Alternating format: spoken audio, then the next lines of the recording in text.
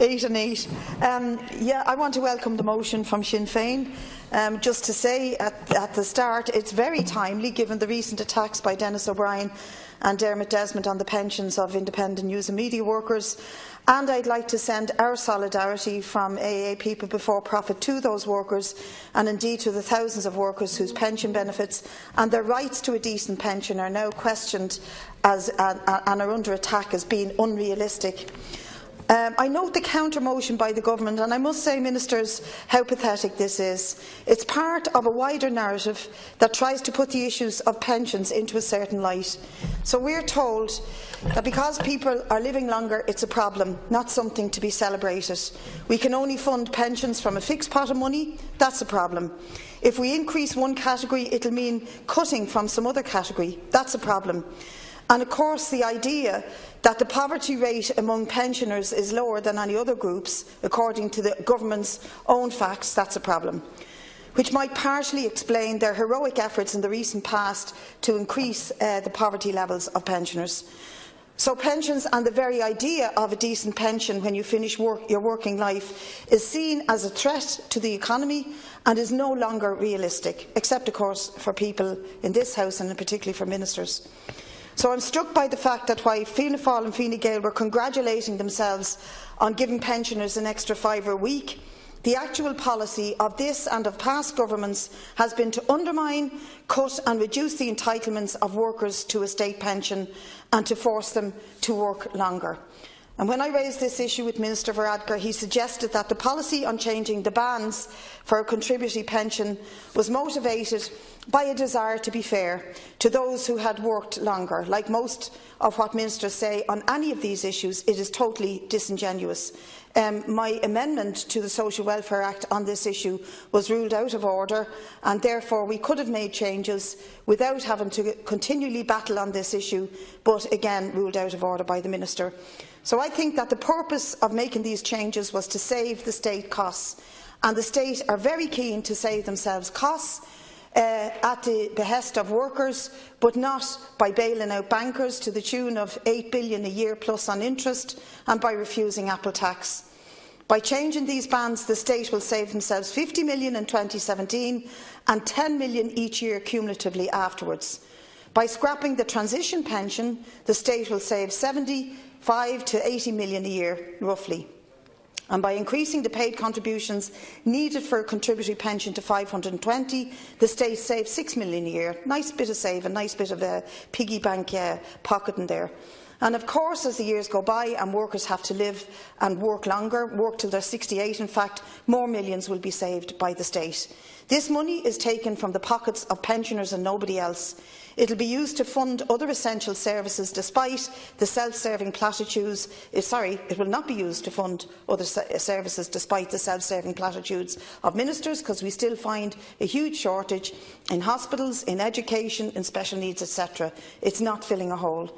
And in relation to the problem of people living longer, what is often missed in this debate, that workers who are living longer today, longer than past generations, are in fact fully paid for in financial terms because Irish workers over the last few decades have become more and more productive. You only have to look up the statistics.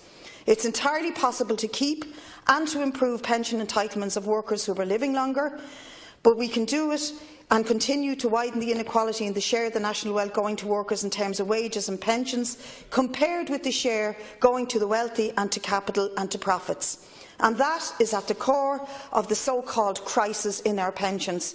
It's not the greater longevity of the workforce of the people, it's not trying to balance the different interest groups, but it's in fact a greater and greater share of the national wealth which goes to the wealthy, other than going to social services and to going to workers' wages. That's what's happening. It's very clear, and it's very clear from the way that independent news and media have treated their workers and their pensioners. What's happening at state level is reflected right through the working force. So again, if we come to, I'll have to mention again the 13 billion rejected from Apple and the countless billions that we're refusing to take from the REITs, from the multinational corporations, from the hospitality sector and from the load of wealth that exists in this country. This is the root cause of the crisis in pensions. And this debate, as I say, is timely in a week when the shareholders of Independent News and Media were sanctioned a smash and grab of workers' pensions to improve the financial position of none other than Denis O'Brien and Dermot Desmond. And let's be honest, these are two people whom by no stretch of the imagination need more money. It's timely that we set out a rejection of their logic, the logic of the state that thinks that forcing working people to work longer for less and discriminating against workers is a just cause or makes economic sense. I just finally want to go over the one peculiar and outrageous example of how the state thinks that discrimination against women is okay, and which goes to the heart of this motion and this debate.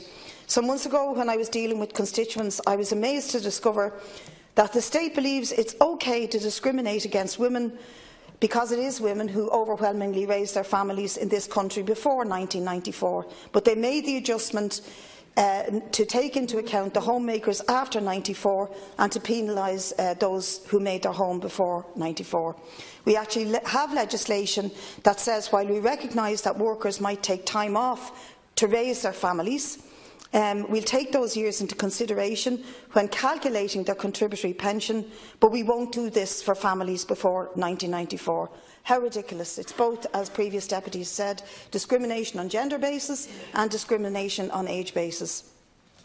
And so, to conclude, many women who recently retired and raised families in the decades of the 60s, the 70s and the 80s, an era when women, generally speaking, began their families much younger, and when women, and the record will show this, suffered greatly in many guises and under many headings by living in this state, they find that their expected contributory pension is reduced, very much reduced, often by as much as €30 a week. This is both insulting and is doubly hurtful, and it must end. I don't accept the argument that if we correct this discrimination, we have to hit some other vulnerable group. It's nonsense to mask the state's contempt for women and to try and justify the taking of €30 a week from women who work for decades from their contributions to the state. This is the revealing aspect of this debate, that the willingness of the state is there to legislate to discriminate and to take money from some of the most powerless groups in our society at a very key and important stage of their lives. And let's compare it, deputies, let's really think about this and compare it with the lethargy and the slowness to legislate for rent controls or to deal with corporate fraud. It actually stands out in stark contrast with the way we deal with one group as against the other. So, as I said at the beginning, I welcome the debate and of course we're supporting it, but I don't think this is the end of this issue. I think it's going to require campaigning, people power and political pressure to put an end to this blatant discrimination. Thank you.